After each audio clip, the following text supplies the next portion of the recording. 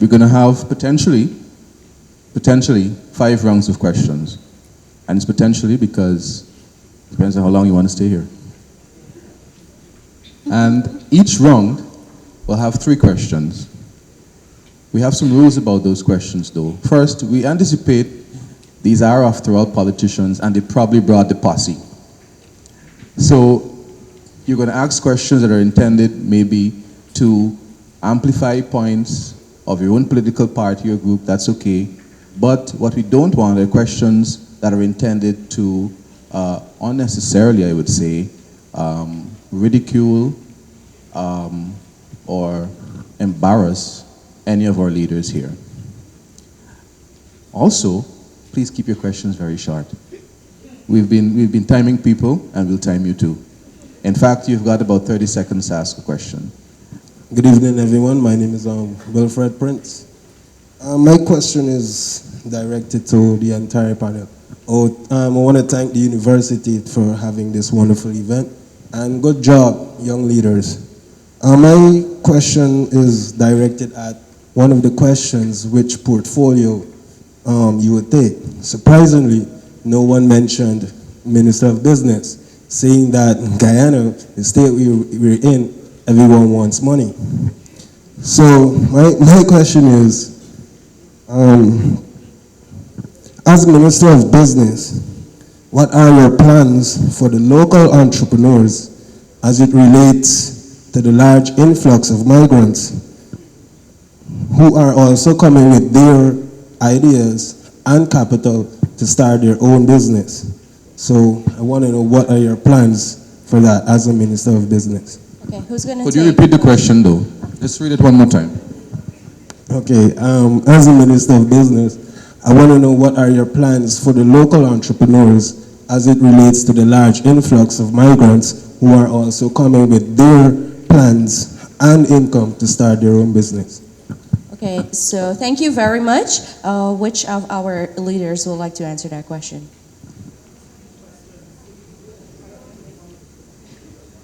Directed to the entire panel, and 30 seconds, whoever wants to jump on it. I would say it would be to continue to provide the necessary infrastructure, supportive infrastructure needed for businesses to grow, which is, for example, we have the Small Business Bureau, which gives Guyanese entrepreneurs a chance to access a loan that is backed by the government. We also have financial lending institutions such as the Linden Enterprise Network in Linden, which gives entrepreneur a chance at a loan with a maximum of $10 million to get involved in business. And with a strong focus on youths and agro-processing and strengthening the agriculture industry, we could see that we could equip our Guyanese entrepreneurs to be successful at business. So it's all about continually supporting the broad-based business infrastructure to see Guyanese entrepreneurs thrive. And mind you, we function in a free market, so we have to be tolerant of foreigners who come into Guyana to do business. We have 2 more responses. Yes, please. What we need, Guyana needs to be pro-business, definitely. And one of the things we need to do to encourage small business and entrepreneurs is to strengthen our Procurement Act. Currently, our Procurement Act caters for a certain percentage of small businesses that are locally oriented to get a percentage of the contract, but that is still to be activated. In addition, we need to look at our local content policy. Our local content policy is sparse, or to use a word, so we need to start there. Thank you very much. One other person. So, if I was Minister of Business, something we will offer under Change Guyana leadership is tax incentives, and we have to create an environment for foreign investors to come. But before we do that, we have to be put in something that is a big label in red: Guyanese first. Guyanese must be able to establish their business while at a lower tax rate and incentive, far from what our foreign investors are having. And sadly, it's not happening currently. We see in the papers every day the other side. The Guyanese are losing while the foreign investors are getting it. All right, thank you. Thank you, all emerging leaders. Good evening, Julian Gall, University of Guyana. To all the panelists, most of you, congratulations, first of all, for taking up the challenge. What do you see as your role as young people in local governance? Why not participate at the local level? Thank you very much. Which of our young leaders would like to take this question first? Gentle reminder, just before you guys answer, to our wonderful audience, when you're asking your question, we would really appreciate if you can identify one leader, if you can speak to one specific leader, because we had many hands up here just now, and I know that we all have several questions. Agreed? Thank you very much. So who's going to go first? If I'm not mistaken, the question is, if you were to run on a more local scale, what role will you play, correct? Why not? Repeat the question. You're allowed to, please. Why not participate in the system at the local level, and what do you believe your role can be in local governance? Okay. Well, personally, I would not participate as it is right now because the system itself needs to be changed so the people can be much better represented in Parliament. But once that change is complete, I would envision myself being a young leader for any of the communities or the areas that I would be living in then. But I live in Georgetown now, so I would welcome the opportunity to be a local leader so I can have the experience and I can gain the insight and interact with the relevant figures so I can better manage and work at the optimum capacity at the later levels.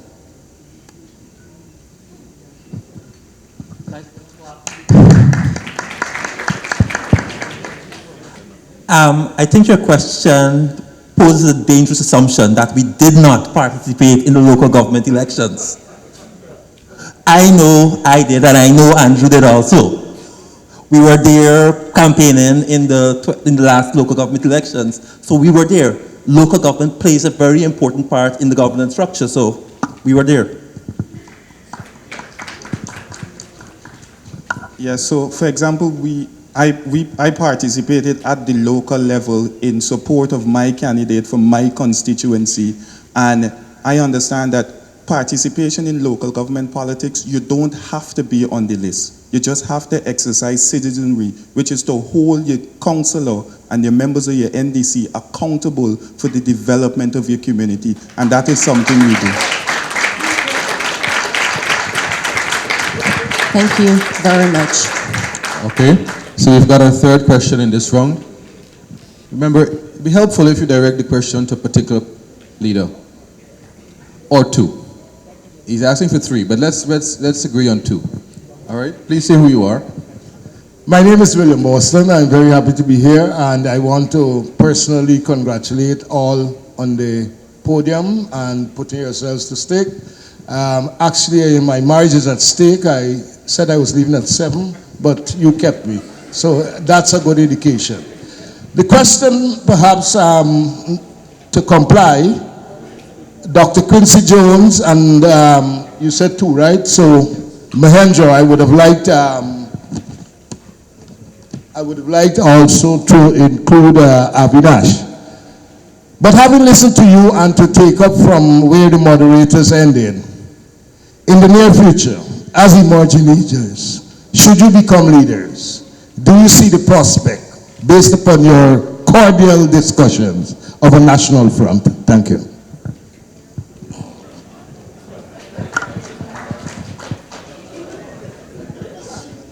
As I mentioned earlier, politics does not have to be a zero-sum game. And that's one of the reasons that I am with APNU AFC. It's the first time ever we have a 6-party coalition.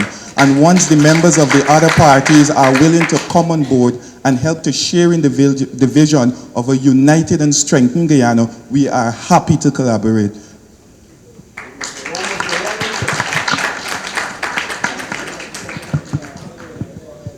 Thank you very much, sir, for that question.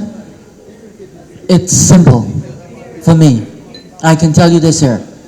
I am not going to be blind and then champion it right here and say, you know what, if you get a certain title I can't collaborate with you, irrespective of whether it's for the good of the people. Total nonsense. Let's put a stop to it. If it's for development, if it's for economic growth, if it's for progress, if it's for change for the better, then let's put our difference aside, be adults, pull up our pants, and do what is right. Let's do this. Let's do it for our friend's wife, please, that he is staying away from. Can all the panelists respond to that question?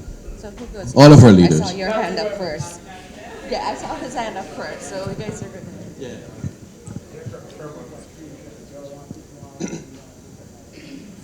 Okay, well, as I had mentioned earlier about togetherness and unity, once we have that, we are on the bridge of going forward. So with that being said, we need togetherness, we need unity. We do not need to look at skin texture and have difference or think you're better than anyone.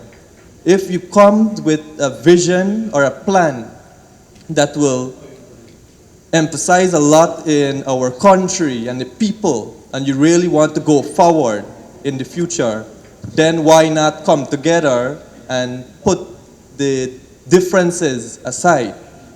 You understand? Thank you very much.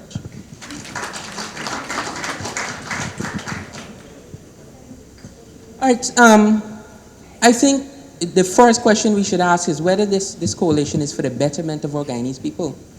A united front, it will only work if we are all united. Otherwise, we're going to have a tremendous problem with this sort of picture. We've tried it before. This is the problem. We've tried it before. Now, parties like the AFC have lost their way because they've lost votes because they've collated and, well, I think you guys understand what we're trying to say. You don't understand? I'm okay for a united front as long as it's beneficial to everybody. Yes, for the TMN as well, that's what I'm saying. We already have a collatory situation here. Collaboration, sorry. Thank you. We already have one. Thank you very much, That's Dr. what Hudson.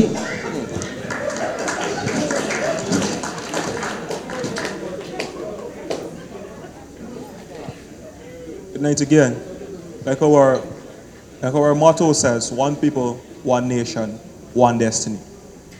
As long as we have one common goal, our coming together, our consocialism would be good for Guyana as long as it's one goal, one we're looking to push Guyana forward, and it's not where the ends justify the means, where two parties decide we just want to win, we just want to be seated on the government side, we just want to be in power. Once it's pro-Guyana, I think that's best for Guyana, and I would welcome our coming together. Just for clarity, can you just repeat the question again, please? The question is for you folks only, not the previous one. Not yet. No. As emerging leaders, do you foresee, and based on your cordiality in your own discussion, that there is the possibility of furtherance by you as a national front? The L. Huh? So everybody got the question? Yeah. Okay. The LJP does not believe in one-party politics because that sets up a system where it becomes the people versus the government. The LJP believes in the multi-party system where you could have a system of checks and balances where we keep each other in line. We cannot have a situation where the government, because they're united, because all the parties have come together, have become so strong that all they are doing is keeping the people in control. We need to have that system of checks and balances.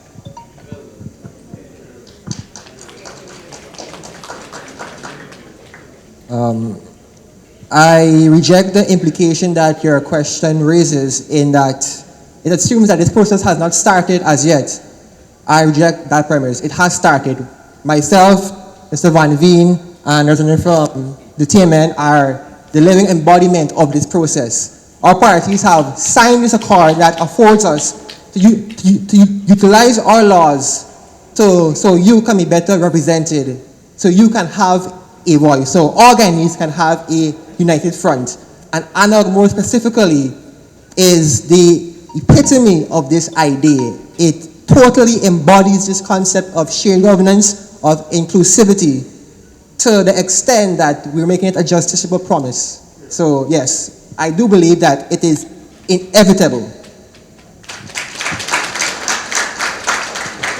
Did we hear from everybody? Okay, that ends the first round of questions in the hot seat. Salpa, maybe you should do a better job of having a good eye view of which hands go up first. I saw your hand, yes, I saw it. Okay, so the second round of question, we're gonna have 3 questions, same rules. Please be respectful. We would appreciate if you can direct your question to one of our leaders, all right? Okay, so yes, sir, over here, I saw your hand up first. Please identify yourself. Hi, good evening, everyone. My name is Dr. Mark France. I am a member of the New United Guyana, so I don't want to hear Carlos answering this question at all. I'm going to direct this question to my good brother, Dr. Quincy Jones, and those other persons, if more than one is allowed to answer, who wanted the Minister of Education position. Many did. In 2015, a major promise in the manifesto of the APNU AFC government was for free tertiary education. 5 years later, we are still hearing this promise. Dr. Jones, I know, and I'm very sorry that persons representing the PBPC are not here, unfortunately. I don't know why they're absent, or why they are absent, rather. How is it and why is it that we're pushing for education? That was one of the 3 main pillars of your plan for the next 5 years. How is it that we're pushing for education and a core promise in your manifesto has not been fulfilled? And why? And instead of being fulfilled, we would have seen a greater entry into the tertiary education level, and there is an increase in the fees or increase in the cost. So this is a double negative. And why is it that the APNU AFCU is telling the people that they want? Okay.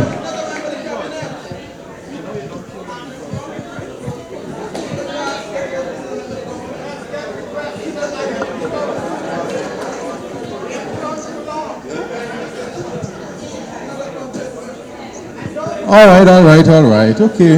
Okay. So, again, direct questions, specific questions, and the questions are directed to you. What I could say, no, permit me, what I could say is that if there is anything in the APNU AFC manifesto that you believe that was not delivered, it was done not to put the good people of Guyana at a disadvantage. And we will continue to always keep the interest of the good people of Guyana at heart. Please understand that. Because there's huge financial implication to such a move. Mind you, we had to deal with Gaisuko as well.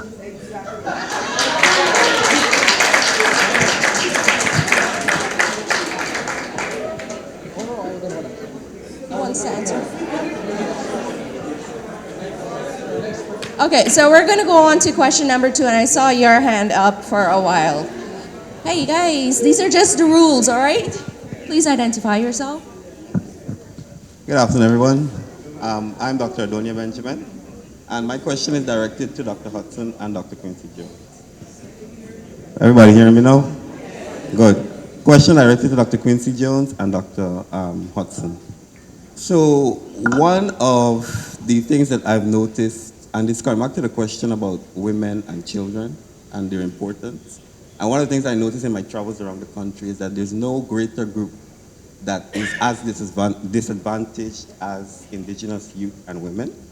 And so I would like to know what specific plans you two would have as it relates to indigenous women and children, especially as it relates to health. So what specific plans you would have for that specific group?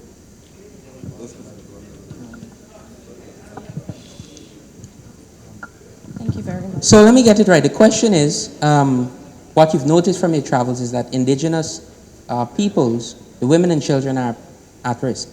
I think this goes back to something we have fundamentally missed for a long time, and that is research. Before we are able to help people, we must research the factors that influence the way they live and how they thrive and what troubles their culture. We have not been doing substantial research. And to take it a step further, you must have a primary sort of data set for you to base your findings on, and then you can, after you've implemented some strategy, you can then analyze it to see how effective it has been. In terms of helping indigenous people, I think a good strategy for them would be to better the educational system. The infrastructure there is severely lacking. If we can get that on the wraps, we can do much for indigenous people. The next thing is we have, I think, books and dictionaries based on 9 or so indigenous languages. That's a lot. And we're not inculcating those languages in our curriculum to make the indigenous people more accessible to our population. If we can converse with them in their native language and embrace their culture, we can then better support them and create production in that specific area. And, of course, betterment for women and children as well, right? Thank you very much. And if any of our other leaders, members of our panel, would like to answer, go right ahead.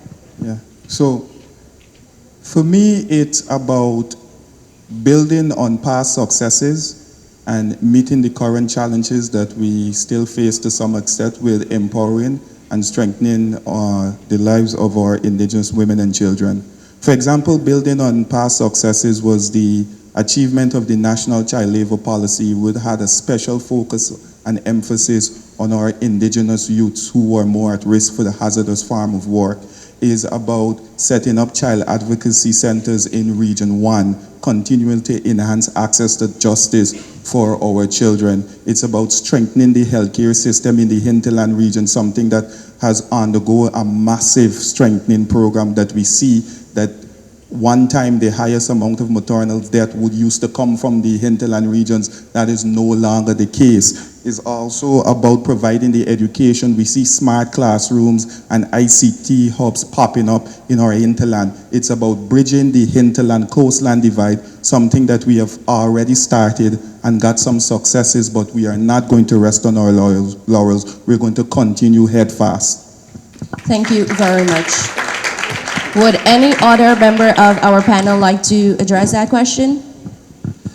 Well, traveling through the communities and bringing communities, and you see the lack of health care that these communities have access to, it's worrying.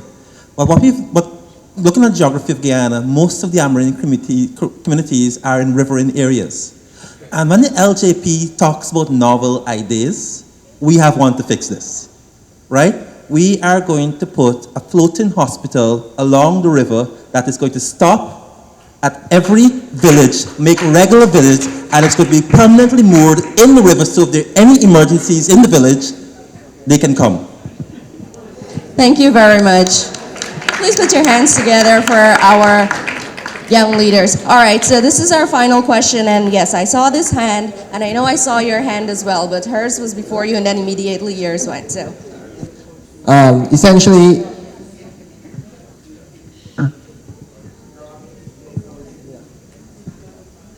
if I may, your question essentially raises the point of a lack of representation or a negligent attitude towards the voice of the young people. And this is not only an issue in one sector, it's broad-based. It happens everywhere in almost every government ministry and almost every sector of the current administration as it is. So it's essentially how do we make these people accountable? How do we institute checks and balances to compel these people to, they have to listen to our voice. So they have to take consideration of our inputs. And that's essentially what constitutional reform and reform in general will achieve, because it would create or refine the system so these people are held accountable to us. These people are our representatives. They are our voice. And we can propose items or things to be considered that they would then refine and integrate and will be better able to create a whole idea or business to be acted upon. That's how I envision it. So, thank you very much for doing so much for the environment, and I think you need to be applauded for that, because people, you know, Guyana is a very dirty country, and we see garbage everywhere, and the culture is there. But I'll tell you this, and I'm sorry you have that experience, but the reality is racial politics has caused this.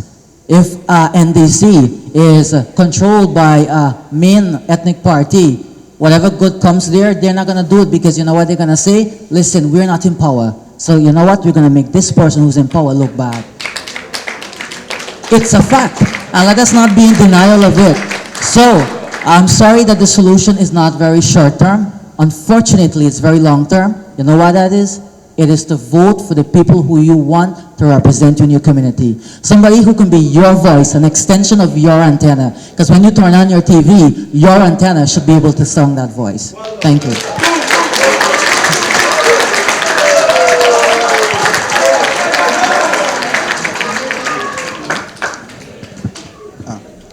Anyone else want to take? An example is, during the past 5 years, we've seen an establishment of a lot more towns. This is to create more local ownership so that local government could be more responsive to the needs of the people. We had an absence of local governance for some 23 odd years. And so it's a difficult process getting these persons to readjust to being responsive to the needs of the citizenry. And you have to continually hold your councillors at the NDC and the RDC level accountable, because we know in-house at the party we do.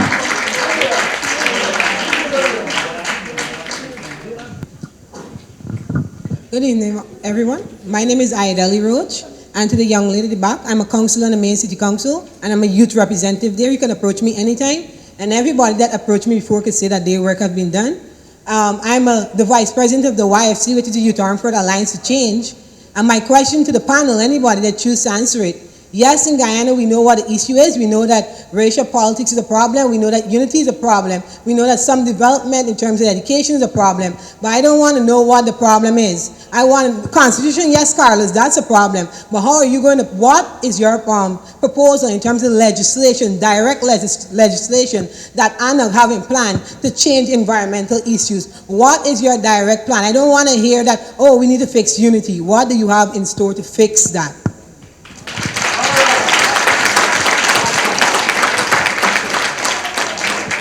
Okay, so just to clarify, you're seeking specific recommendations on legislation that we will be planning to implement to address certain issues? Well, ANOG does not, it does not concern itself at this point in time. Thank you for your question. Thank you. Okay, ANOG is not in deliberations on legislation at this point in time. We are concerned with addressing the overarching issue that permeates in every other thing, in every stratosphere of this country.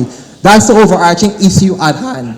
And that in itself, once you address that, you automatically refine the process. So sub-issues like that become that much more easier to handle. They become much more refined, much more straightforward. Because once you have accountability and transparency, that would result from refining the overarching system, reforming the constitution, ensuring representatives are representing you, right? Then you wouldn't even be asking that question. That wouldn't be an issue at this point if that is in place. That's what I have to say to you. Thank you very much. For example, I can't keep saying this enough. It's about building on past successes and meeting current challenges. The formation of the Ministry of Social Cohesion was a tangible step in the right direction towards guaranteeing national unity. And in terms of legislative agenda to fix certain ills that plague our society, we've been on an ongoing campaign. For example, we have the passage of the Juvenile Justice Act, which saw the age of criminal responsibility for children being moved from 10 to 14 years. We have the national sexual and reproductive health policies. We also have the national child labor policy. We completed all the financial regulation to get Guyana off of the blacklist. So there's an aggressive ongoing legislation framework in place by the APNU FC. And with your vote, we will continue to carry on that agenda.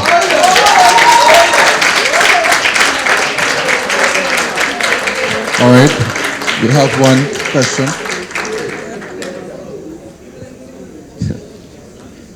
One question from this side.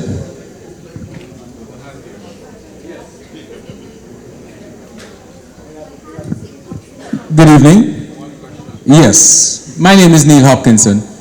We had a question, a previous question, where someone asked regarding a national front government.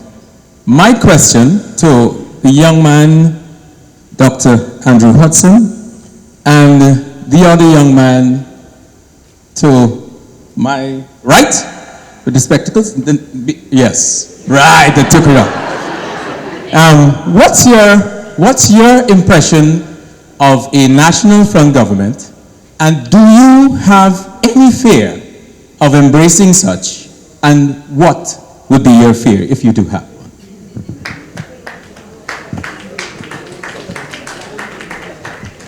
All right, everybody's got the question? What is your concept of a national front government? Do you have any fears of embracing that? And what are those fears? All right, thanks for your question. I am a very cautious person. Fear is a very strong word to use. I prefer to see what exists. I prefer to look at the research. I prefer to formulate a strategy off of that research that is testable. Because at the end of the day, what we're trying to bring to the fore is accountability, transparency, and sustainability. Right? And you can't do those things just based on putting an idea out there. Idea must be able to carry itself along. And if we're to, I have no problem with a united front. That's the first thing I want to say. I have no problem with it. But it must answer one important question for me. Is it going to benefit all Guyanese? If that united front is not benefiting all Guyanese, then I don't want a part of it. As it is right now, what we have going on here is very beneficial because, for one, our moderator has said we are seeing ourselves currently on this panel as friends. This is the first start to going there, right? And the other thing the TNM would like to encourage is that if you have an idea and you're very passionate about something, we welcome you to come. So you can help us build our policies. We don't profess to be professionals in everything, right? There's no one in the world that can be a professional at everything. But if you have policies that you think are going to change our country for the better, please bring it to the fore. Right? So thank you very much for asking that question. Mr. Moderator, I may have the need to repeat the question. I'm not sure I was understood. No, the question was you wanted to know, you want to understand what we think is the concept of a united front, right, and whether we support it or not. No, I explained the fear. Fear is a very big word. I prefer to use cautious. Thank you. Anyone else wants to take it?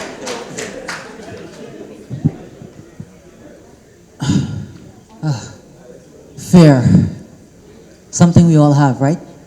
But my biggest fear for a national front is anything that is against development. And I'll tell you this here. A national front is a coming together for the unity of the nation. And I'll use a very simple example. When a man and wife come together in marriage, it's not always going to be perfect. And so in a national front, we have to cut out the fairy tale that everything is going to be perfect. It's not. We Guyanese are so educated. We are so powerful. We have freedom of speech that we are free to voice our opinions. And yes, there are going to be clashes of opinions. There are going to be clashes of ideas. But we have to work towards it. And guess what? There are going to be differences. But you know what the fear is? When we don't come together for the benefit of the Guyanese people. The moment we do not do that, then it is time for reorganizing, and more so, it is time to tell ourselves, what did I come into this game for? Is it for myself or for the people? The last question in this round, and we'll give it here.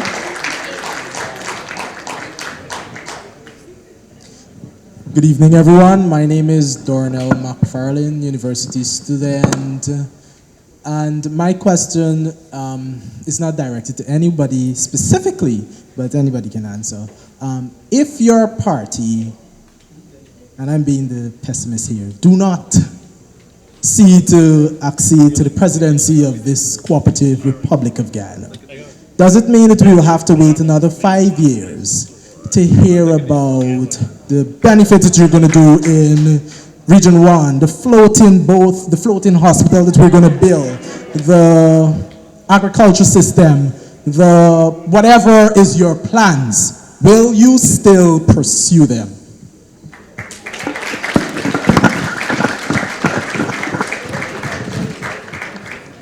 My dear friend, you seem to have confused the new parties with the philosophy of the older parties. That is not our philosophy. The new parties, and particularly ANOG, is here to stay.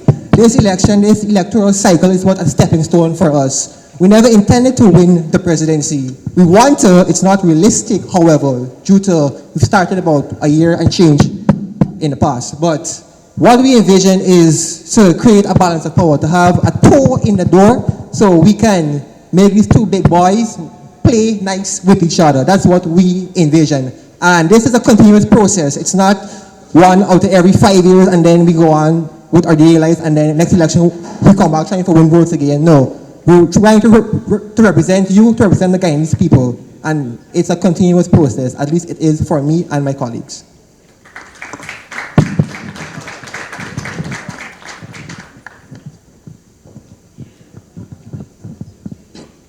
Okay. With my party in particular, TCI, our plans, should we not win or should we not hold the power, we would want to hold whoever is in government accountable. We provide a voice for everyone. And being in power or being out of power, we still want to be that voice for everyone. We still want to represent citizens. We still want to have the citizens' best interests at heart. That's why we're the Citizenship Initiative. And it's all comes with what the citizens want. We are for the people of Guyana. So yes, we will be there throughout the 5 years, every day, holding whoever is in power accountable. Thank you.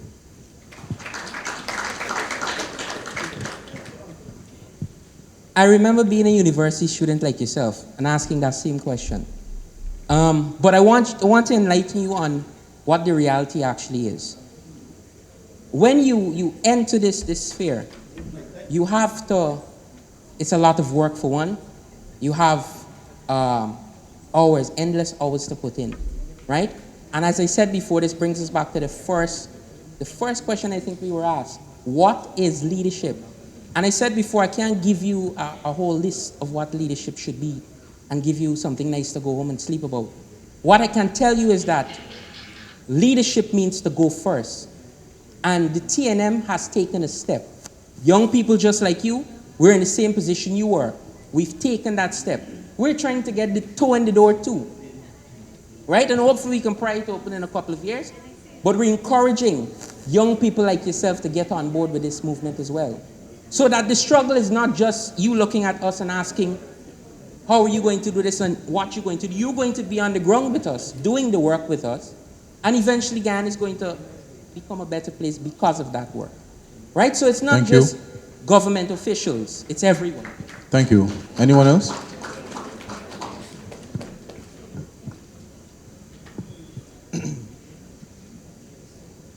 Quickly, I'll make this briefly. You knowing that what we all have discussed here, it makes sense, it's beneficial for the people of Guyana, the Guyanese people. So knowing that, for example, representing the URP, the United Republican Party, our manifesto is already out. We have 26 pillars which focus on all the sectors across the country, right? Knowing this, for example, if you read our manifesto and understand exactly what we're talking about, and you think that this is exactly what Guyana needs in order to go forward, then why not vote for the URP so that when we're in power there, we will make it a reality. and not have to reminisce or wait the next 5 years. You understand what I'm saying? Thank you. Thank you. Thank you. The last contributor, please.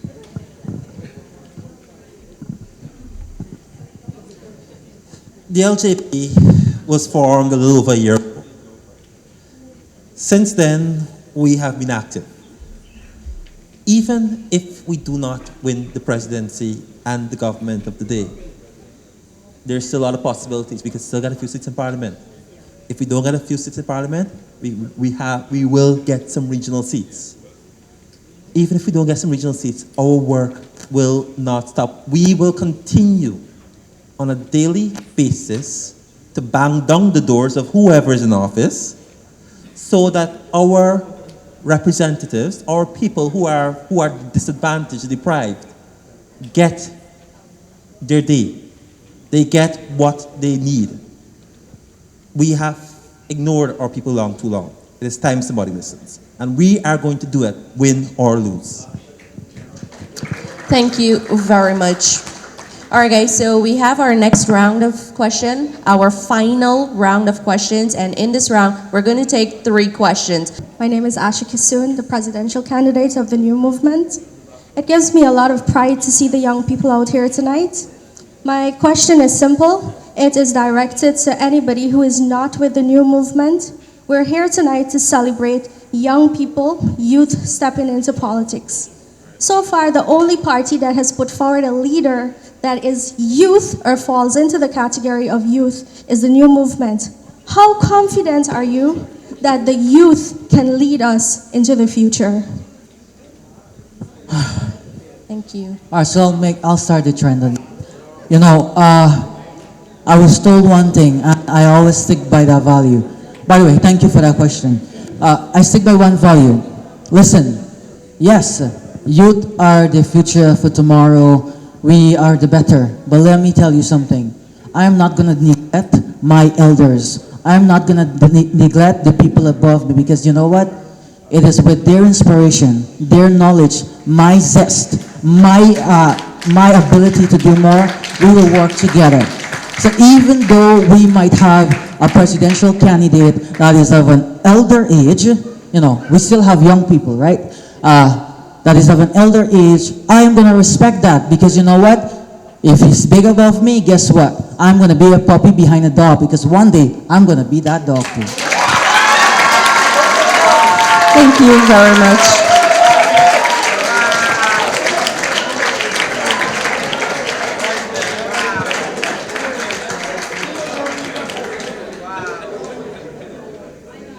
Will any of our other leaders like to comment, answer?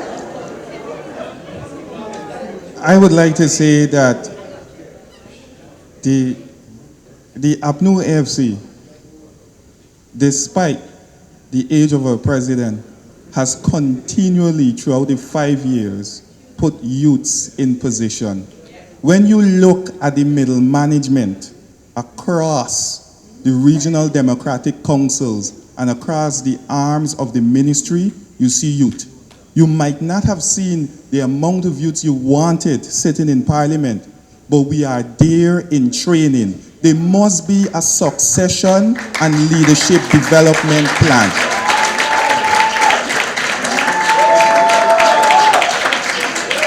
His Excellency, we spoke about leadership early on. In his exercising of his good leadership, the first 5 years was our incubation. We are now fully grown, and as such, Dr. Quincy Jones, along with many other youthful faces, are on the list as part of the APNU AFC leadership and succession planning.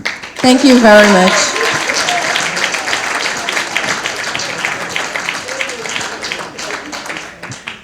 All right, so we have our second question. Please identify yourself, sir.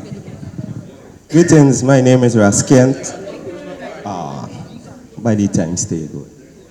First of all, I would like to disagree with the statements that the party TNM is the only party that presents a youth as presidential candidate. If we're going to go into the definition of youth, I don't want to do that, but I would say the presidential candidate for TCI is very young.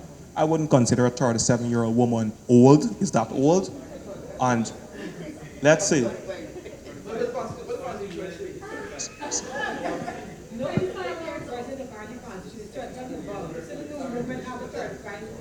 Okay, and also, I believe. Okay, someone is on the floor answering the question. Can we please give our attention? Thank you. Okay, and with youth and how we plan to use youths to power the future. Like my colleague mentioned, and I also stand by this, we must also intertwine the old with the new. And with the old sharing their knowledge from the past experience, that's how we think youths could actually go forward, to actually learn from the mistakes or learn from the lessons of the older folks. Thank you. Thank you very much. Will any of our fellow leaders like to respond? Okay, go right ahead, Mr. Gonzalez. Speaking from a political party whose leadership is perceived to be elderly, I mean, he's youthful at heart, right? But essentially, what we envision or what our ideal scenario is leadership, as I would have mentioned. So we perceive that the first line of defense be an elder statesman, someone who can withstand scrutiny, someone who is very knowledgeable and who has the experience to carve out his way through the battlefield that is Parliament, that is our political system. And then the scrutineers, the advisors, the policymakers will be the youthful team, will be the young people, the energy and the commitment behind these plans. That's what we envision. Thank you very much. Okay, so we move on to question number 2. Yeah, greetings. My name is Rasken. Blessed love to everyone. You know, highly Selassie for us. Yeah, basically, Guyana is at a stage where, from politics, from colonial to present day, the embryo, like you say, is already budded. And from the genesis, there is a plan where there is no kind of environmental harm, and yet still we seeing that these same colonialists put forward this plan now to earn a better way of economics. How is it that, you know, this legislation can be put forward even for the Sativa family for economics and medicine for the citizens of Guyana? Thank you very much. Is your question directed to a specific leader? Basically, the parties that, you know, have it on their manifesto that's saying that they should look into it, and I ain't want to call no specific name, because they got doctors, they're lawyers, so we know what we're speaking. Is the question clear? Thank you.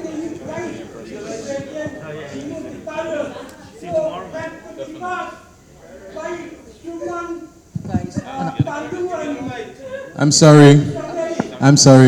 Thank you, sir. Thank you. We'll allow the panelists to respond. Yes.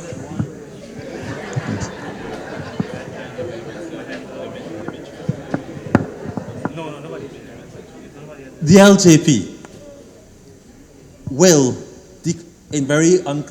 that's been very clear terms. We will decriminalize the use of marijuana and its associated products.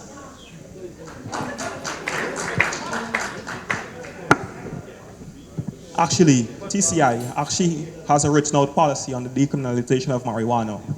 We have realized that criminalization of marijuana is, I would say, outdated. Look at parts of the world like the US, in states, for instance, like California. A lot of persons are using marijuana, not just for recreational purposes, but for medicinal purposes.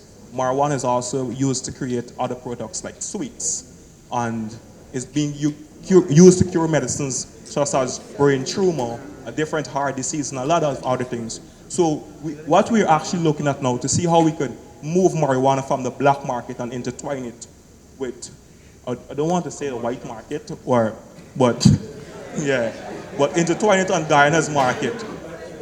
Thank you. Ras Sale, really happy that you asked that question. The TNM actually has in their roadmap to prosperity a process to license industrial hemp, medicinal hemp, and give that licensing to the poor people to make money off of the hemp. So we have that plan invoked. It's in our roadmap to prosperity. So what we intend to do is provide research on the properties and uses for hemp. For example, I don't know if you guys knew, you can use hemp to make paper. You can use the byproducts for energy, perfume. Wonderful list of assorted uses. But the important thing we want to make sure we stress is that these licenses are given not to people who already have a monopoly on agriculture, but for newcomers who want to make a name, who want to make money, who want to allow these funds to flow among the Guyanese people. Right? So I'm really glad that you asked that question, and I would encourage you to come on board, be a part of our policy, and all that sort of stuff. No, at least you have to hear, because we're transparent, and the platform is open for anyone to ask questions and to receive truthful answers. Thank you very much. And we have another young leader who would like to respond.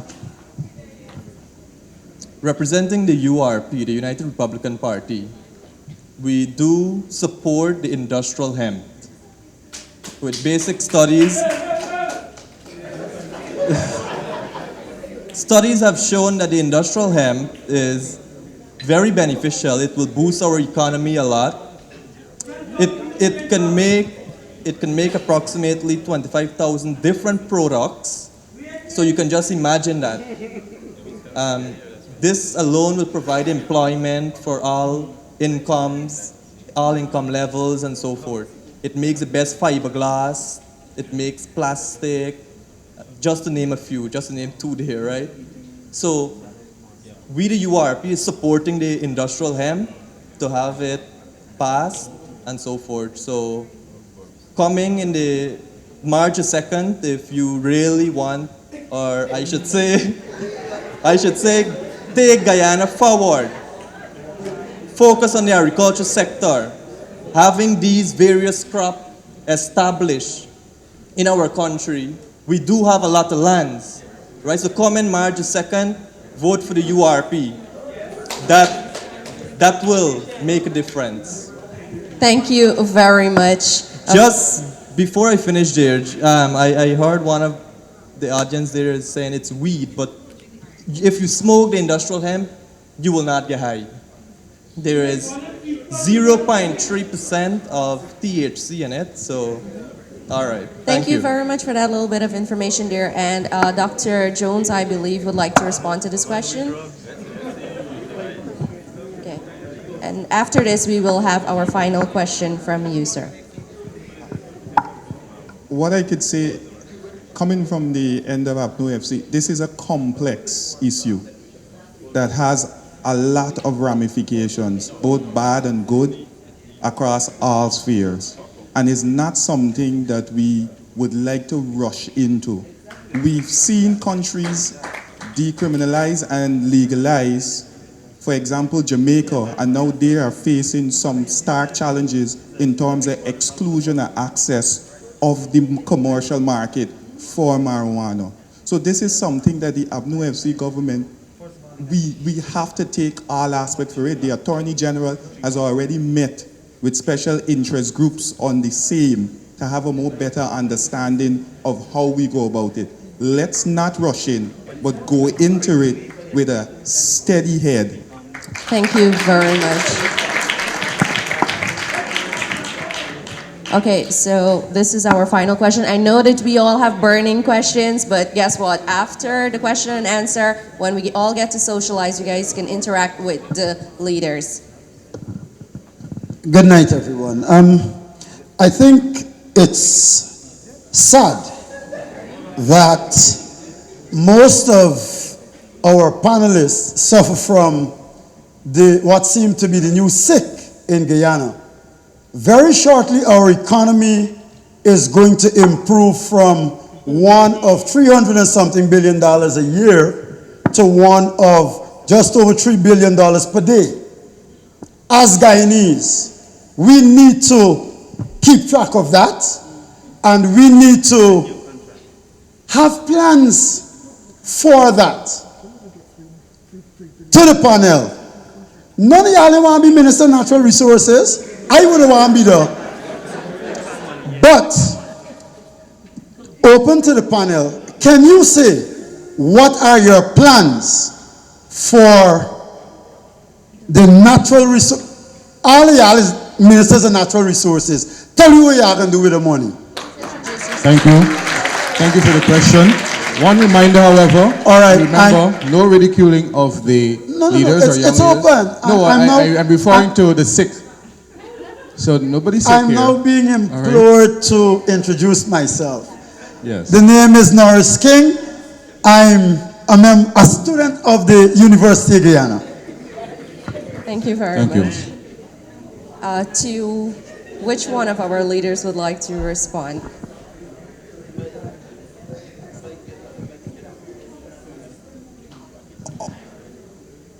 The plans for the Isle money are your plans. If you have the National Resource Fund Act, clearly articulates how the proceeds from the Isle money will benefit the small man. And the main way of the proceeds of the Isle money benefiting the small man is through the national budget, where we all have a say. Is to guarantee what was enshrined in our Constitution, which is the provision of health, education, and social protective services. It will be up to middle managers like me as RHO, who have to present an annual budget with a tier change to ensure that I provide free access to essential health care to all the good citizens and residents of Region 4. You have a say through that budget on what is going to be happening with the proceeds for the Isle money. Do not be afraid, it will reach to you.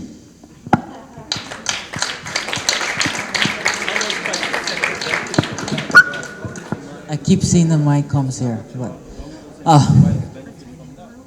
you know, the first thing, it aches my heart and it really makes me sad that we have so many resources. Yes, they can bring a lot of money, but let's give ourselves a slap in the face. Are we getting what we're supposed to be getting from our resources? Look, for example, the oil.